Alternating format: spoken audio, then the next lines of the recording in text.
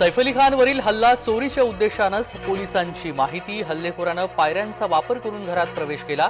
एक संशयित ताब्यात, तपासासाठी 10 टीम तैनात। सैफ अली खानला 6 जखमा, 2 जखमा खोल। सैफच्या मानेमधून चाकूचा तुकडा काढल्याची डॉक्टरांची माहिती। सैफ अली खानवरील हल्ला पूर्वनियोजित कटाचा भाग असू शकतो। आमदार जितेंद्र आव्हाड यांच्याकडून शंका व्यक्त। सैफनं मुलाचं नाव तैमूर ठेवल्यानं तो टार्गेटवरती असल्याचाही उल्लेख।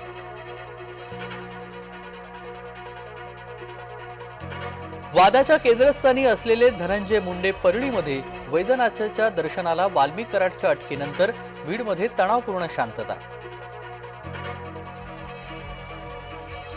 बारामतीमध्ये पवार काका पुतण्या एकाच मंचावर। कृषी प्रदर्शनाच्या कार्यक्रमात दोन्ही पवारांची अंतर राखून कार्यक्रमाला हजेरी, तर सुप्रिया आणि सुनेत्रा पवारांच्या खुर्च्या शेजारी शेजारी।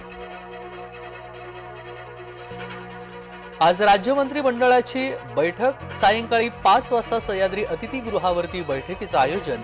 महत्त्वाचे निर्णय होण्याची शक्यता। पालकमंत्रीपदाचा तिढा सुटल्याची सूत्रांची माहिती।